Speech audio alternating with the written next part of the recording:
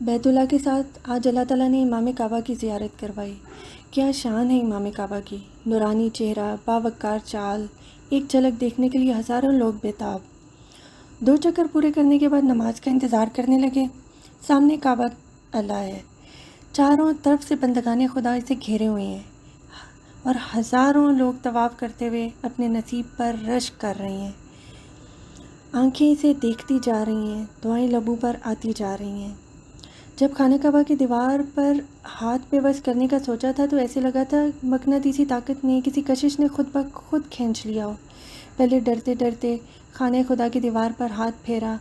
دیواروں کو بوسہ دینے کی بات ابھی دماغ میں آئی تھی کہ ایسے لگا مافوق الفطرت طاقت نے ہونٹوں کو کھینچ کر بیت اللہ کی دیوار کے ساتھ لگا دیا ہو، سارے وجود کو دیوار پر چسپاں کر دیا ہو۔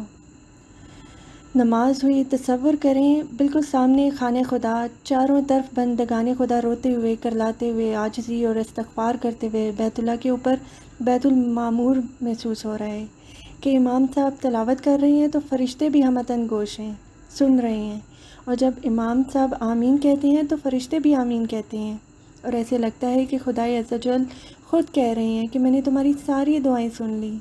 یا اللہ، میں تیرا حقیر بندہ خانہ کعبہ کے اندر کیسے جاؤں؟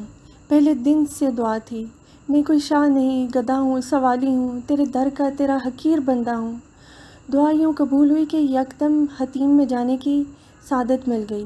حتیم میں جو دراصل بیت اللہ کا ہی حصہ ہے۔ حضرت عائشہ کرم اللہ وجہ فرماتی ہیں حضرت عائشہ رضی اللہ تعالیٰ عنہ فرماتی ہیں کہ میرا دل چاہتا تھا کہ میں خانہ کعبہ کے اندر جاؤں اور جا کر نماز ادا کروں۔ نبی کریم صلی اللہ علیہ وسلم نے فرمایا، حتیم میں داخل ہو جاؤ۔ جب تیرا کعبہ کے اندر جانے کو دل چاہے تو یہاں آ کر نماز پڑھ لیا کرو کہ یہ کعبہ ہی کا ٹکڑا ہے۔ تیری قوم نے جب کعبہ کی تعمیر کی تو اس حصے کو خرچ کی کمی کی وجہ سے کعبہ سے باہر کر دیا۔ یوں ایک طرح خانہ کعبہ کے اندر جانے کی دعا سن لی گئی۔ لوگ احتیاط، برداشت، ایک دوسرے کے خیال، نظم و ضبط کو، ساری حدود کو توڑ کر ایک دوسرے پر جمپ لگاتے ہوئے اندر ٹوٹ پڑے۔ منٹ کے چوتھے حصے میں سارا حتیم انسانوں سے بھر گیا۔ 2 نفل کیسے پڑھے جائیں، دل دھرنے کی جگہ نہیں، 2-3 دفعہ نیت کی، پھر توڑنا پڑی، کھڑے ہونے کی جگہ مشکل سے ملی۔ آخرکار ایک افریقی کام آیا، اس کا ساتھی 2 نفل پڑھ رہا تھا، اس نے اس کو اپنے حصار میں لیا ہوا تھا، اس کے ساتھ ہی دھڑکتے دل، اکھڑتی سانسوں کے ساتھ 2 نفل کی نیت باندھ لی۔ وہ 2 نفل سرمایہ حیات ہیں، ساری زندگی یاد رہیں گے۔ وہ ایسے گراں سجدے ہیں جو کبھی کبھار ہی ہوتے ہیں۔ رش تھا، دھکے تھے، مگر دل ڈائریکٹ اللہ سے ہم کلام تھا۔ قیام، رکوع، سجدہ سب ہوا، مگر رابطہ اللہ سے رہا۔ آنکھیں روتی رہیں۔ 2 نفل پڑھ کر دل ایسا شاد ہوا، ایسی روحانی خوشی ملی جس کا تصور بھی سرشاکن ہے۔ حتیم میں نوافل ادا کرنے کے بعد ملتزم جانے کی کوشش کی۔ یہ وہ مقام ہے جس کا التزام یعنی چمٹنا مسنون ہے۔ اس کی جگہ کعبہ کے دروازے سے حجر اسود تک ہے، جس کا عرض تقریباً 2 میٹر ہے۔ اس کو ملتزم کہنے کی وجہ تسمیہ یہ ہے کہ نبی کریم صلی اللہ علیہ وسلم جب طواف سے فارغ ہو جاتے تو اس جگہ آ کر چمٹ جاتے اور اپنا سینہ، ہاتھ اور رخساروں کو اس سے چمٹا لیتے۔ یہ ان مقامات میں سے ہے جہاں پر دعائیں مستجاب قبول ہوتی ہیں، جیسا کہ حضرت عبداللہ بن عباس رضی اللہ تعالیٰ عنہ سے متعلق منقول ہے کہ وہ اس مقام پر چمٹتے تھے اور فرماتے تھے، رکن اور دروازے کے درمیان والی جگہ کو ملتزم کہا جاتا ہے۔ اس مقام پر چمٹ کر جو شخص بھی اللہ تعالیٰ سے دعا کرے گا، یقیناً وہ دعا مقبول ہوگی۔ بیت اللہ کے دروازے کے قریب پہنچتے ہی ہاتھ اسی طرف بلند کیے، تاریخ کا پہیہ گھوما۔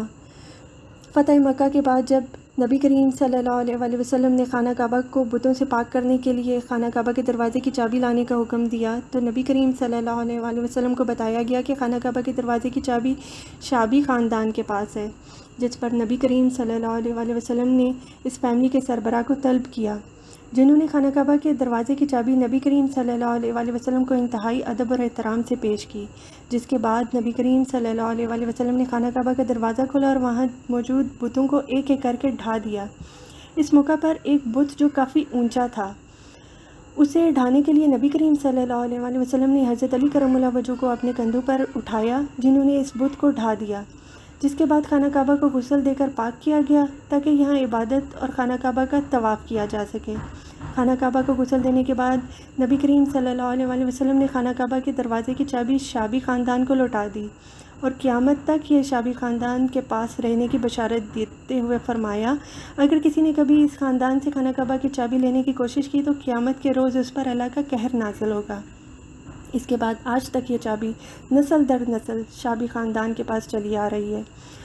خانہ کعبہ کا موجودہ سونے کا دروازہ 24 میٹر اونچا اور 1.7 میٹر چوڑا ہے، جسے کھولنے کے لیے خصوصی طور پر درخواست کی جاتی ہے۔